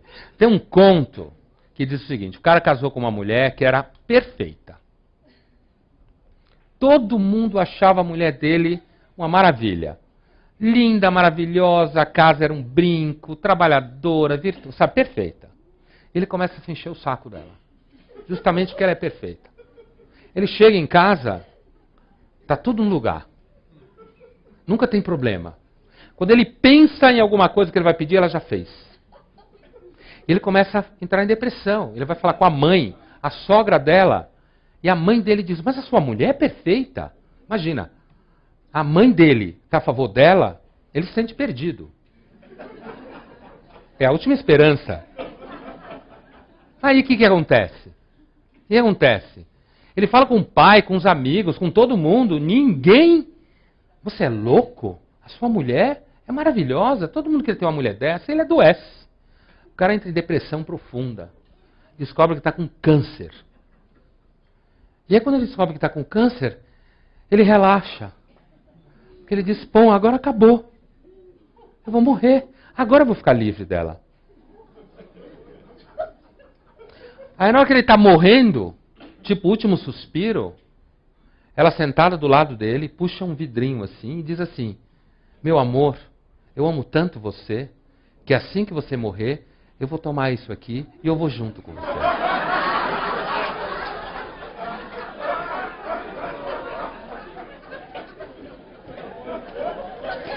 Então, assim, a eternidade talvez seja alguma coisa que a gente tenha que ter medo mesmo. Agora, é claro que existe o medo sobrenatural também associado àquela coisa de que a gente não tem controle. Na realidade, é isso que está embaixo da questão. Ó, sobrenatural. Se a gente for rastrear esse conceito na filosofia, é muito longo a história. Mas o fato que o sobrenatural, ele pressupõe exatamente algo que está para além da nossa capacidade de perceber a relação de causa e efeito, entendeu? Natural é que você percebe a relação de causa e efeito. Sobrenatural é o que está além da sua capacidade de perceber causa e efeito. Então, inclusive, isso é uma das características da religião espírita, que é a última organização da crença nos espíritos, que a crença nos espíritos é muito mais velha do que o kardecismo, né? Do que a codificação do Allan Kardec, né? Mas assim, ou decodificação do Allan Kardec, mas assim, uma característica da religião do Kardec é que, como ela nasce no período positivista, ela pressupõe identificar todas as relações de causa e efeito. Olha um princípio, tudo que tem um efeito pressupõe uma causa, certo? Então assim, essa ideia de que você vai colonizar o sobrenatural com a racionalidade humana. Então quando você pega uma alma penada que não responde a nada, né? Que você não consegue lidar com ela com nenhuma estrutura racional, é para ter medo mesmo. Né? Porque, afinal de contas, tem aquele famoso dito popular, eu não creio nas brujas, pero que las hay. Então, assim, né? Então, assim, os seres humanos sempre suspeitaram que existe vida depois da morte, que de vez em quando aparecem uns vultos. Quem já não viu vulto passando em casa? Né? Talvez esteja viajando, mas vai que existe. Então assim, né? Então assim, talvez exista. Nenhum cético pode dizer que não existe. Ele pode criticar um monte de pessoas que contam eventos que você vai mostrando que elas podem ter formas antropomórficas. E tem um problema com os espíritos, olhando do ponto de vista filosófico, é que eles normalmente só sabem o que a gente sabe. Eles estão inseridos num processo cultural. Na Idade Média, isso é fato. Na Idade Média, os relatos de visão de espírito sobrenatural na Europa está sempre associado a igrejas abandonadas, mosteiros abandonados, missa onde o padre era um espírito e tem espíritos assistindo à missa. É interessante que a partir do século XIX os espíritos vão adquirindo uma personalidade que antes não tinha. Você pode conversar com o espírito que ele sofre por causa da mãe dele. Entendeu? Você transporta para o mundo espiritual uma característica da subjetividade que foi se constituindo, que o kardecismo trouxe. Essa identidade forte, né, do espírito. Então, assim, eu acho que o medo que a gente tem de sobrenatural é por todas essas razões. É claro que muitas pessoas que trabalham com religiões que lidam com o sobrenatural entendido como espíritos e pessoas desencarnadas, muitas delas vão perdendo o medo. É uma característica de muitas delas. Mas isso é, de novo, uma característica bem humana. Você vai tendo contato, você vai se acostumando. E tem um filme que fala muito bem disso, que é o Sexto Sentido, né? Daquele filme com o Bruce Willis. Quer dizer, o menino, ele na realidade continuou vendo fantasmas. Ele só mudou de posição, como diria uma psicóloga. Ressignificou a relação dele com os fantasmas.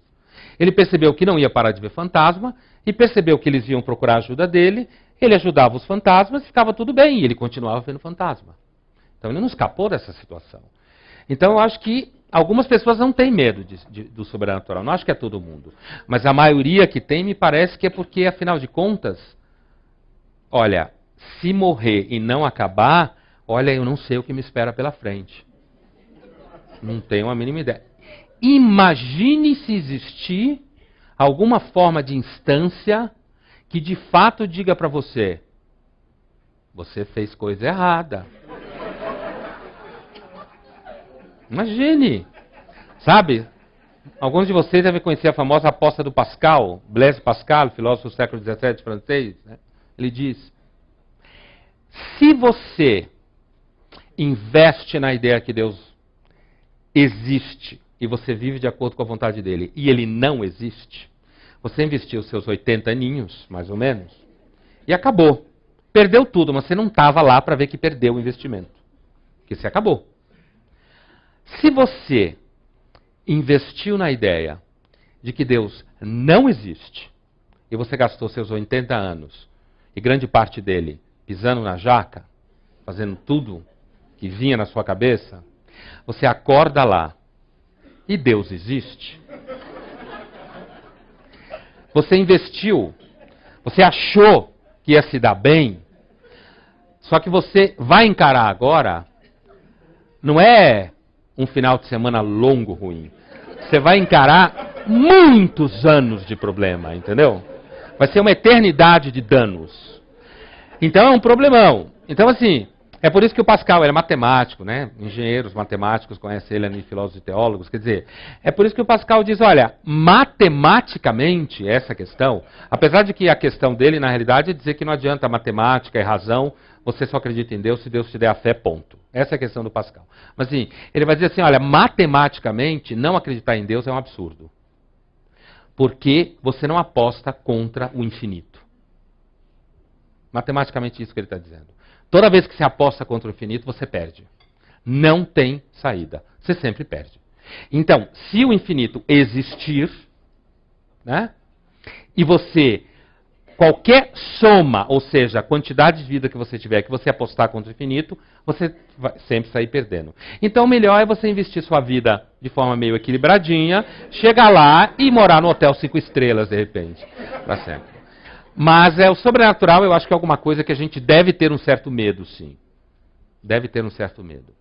Apesar de que o ceticismo e a posição moderna nos educa para você perceber que, às vezes, nem tudo que é sobrenatural é sobrenatural. Mas eu acho que isso é muito importante na lida com o sobrenatural.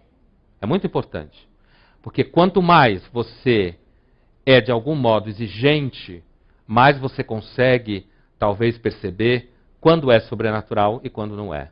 Na realidade, a ideia toda é essa, né?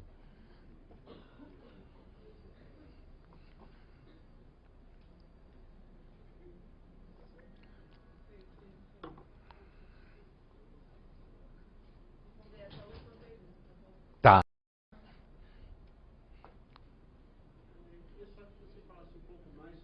Aquela relação do ser humano melhor versus essa relação aí com o medo. Essa construção, sabe, de um ser humano melhor com essa consciência, essa relação com esse medo aí fundamental. Ah, sim. Ser humano melhor no sentido de como conviver com isso e... Você fala melhor no sentido de virtude? Sim. Então, eu acho que essa ideia...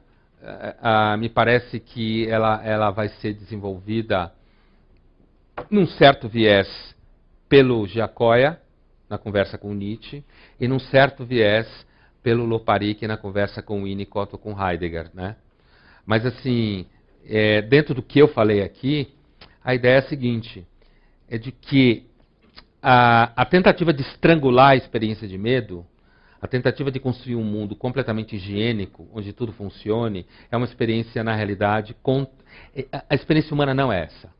Isso que eu tentava dizer, né? A experiência humana é uma experiência de consciência do medo. O medo é uma forma de apreensão da realidade, não é só um objeto. Então, o que eu tentava dizer é o seguinte, isso abre para dois caminhos. Um caminho é toda a discussão da virtude. E me parece cada vez mais, que eu tenho lido umas figuras aí, principalmente uma historiadora americana chamada Himmelfarb, né? Uma historiadora viva americana, cada vez me parece, e eu vou cada vez mais preferindo falar de virtude e não de valor. E sim de virtude. No seguinte sentido, virtudes, assim como foram pensadas em várias tradições religiosas e várias escolas filosóficas, virtude é um conceito, por exemplo, como eu dizia, a ideia de coragem, é uma ideia, me parece difícil relativizar a coragem, como virtude, por exemplo. A ideia de prudência, pouco importa o universo que você está. A ideia de que prudência tempera a coragem, como diz o Aristóteles, tempera, né? Torna a coragem inteligente, e a coragem torna a prudência não covarde, e aí você tem uma química entre uma coisa e outra, isso é Aristóteles, né? De forma resumida, quer dizer, essa ideia de que tem uma relação aí de organização, me parece cada vez mais que a reflexão sobre virtude é melhor do que a reflexão sobre valor. Porque a reflexão sobre valor dá naquela história, existe uma população no centro, não sei de onde, que come o pai quando morre no jantar. Logo, você não pode dizer que universalmente o canibalismo está errado. Tem 2 pessoas no mundo que não faz isso, logo não é universal. Certo? Então, eu acho que essa coisa de valor, às vezes a gente entrou numa espécie de exaustão nessa discussão. Então, nesse sentido, me parece que esse viés do medo, da consciência do medo, de uma reflexão sobre o medo, necessariamente deságua no encontro com o tema da virtude e da coragem. E me parece que essa é uma questão interessante de se falar com as crianças. Sobre coragem, sobre virtude. Estou falando em escola mesmo, né? É uma questão interessante de se falar com as crianças. Porque todo mundo que não mente sabe que precisa de coragem para viver. Isso é básico, né? Assim, de novo, não estou falando de grandes coragens necessariamente. E a experiência de viver é uma experiência de que, à medida que o tempo passa, você precisa de muita coragem. E aí, a outra abertura que me parece é essa essa abertura para perceber que a gente vive numa experiência cultural que é muito uma experiência de covardia, muita covardia, né? Um culto da covardia escondido que é muito grande. E o que eu tentava dizer é que isso está inscrito na nossa estrutura humana. É racional ser covarde às vezes. Isso que eu estava tentando dizer. Então, portanto, às vezes, a questão não está na racionalidade, né? Não está na definição de alguma coisa.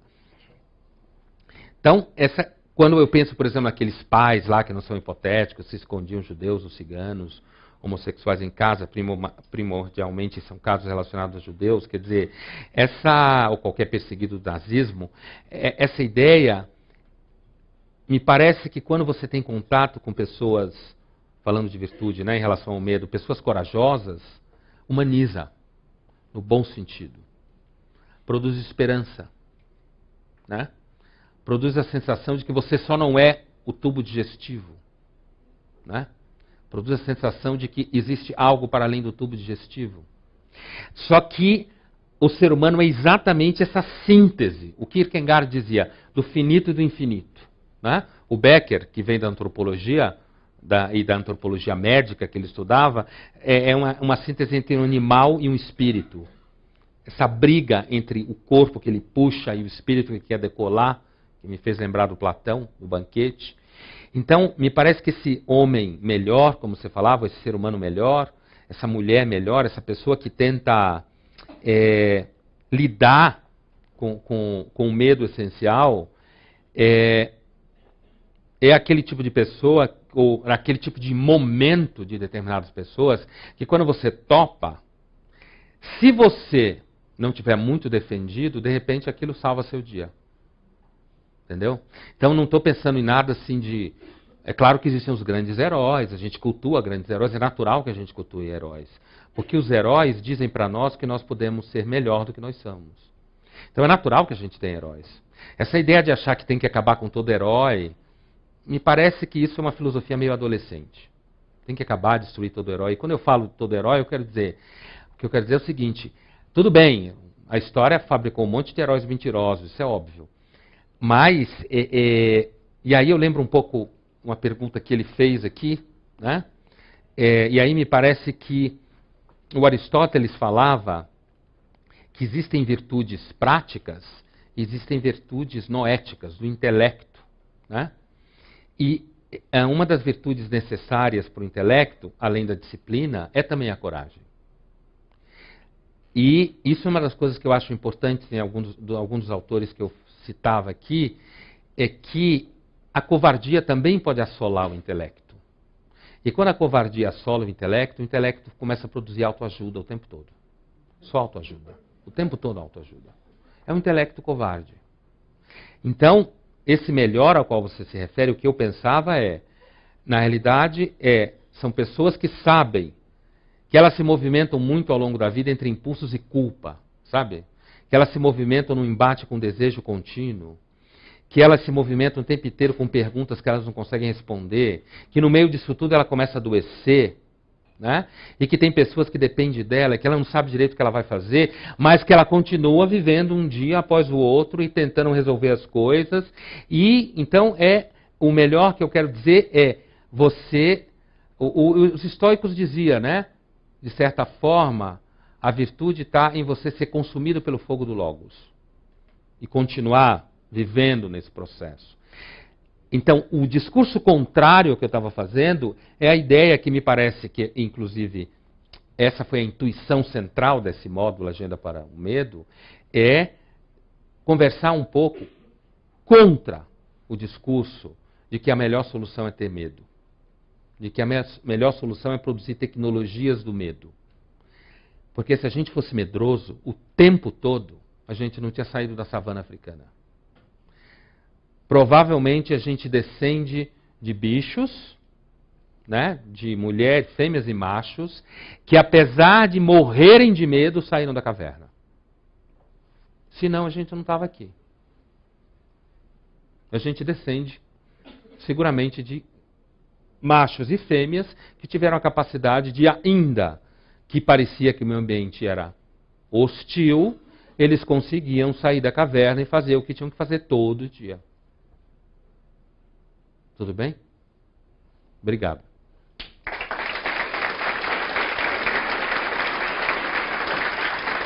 Obrigado.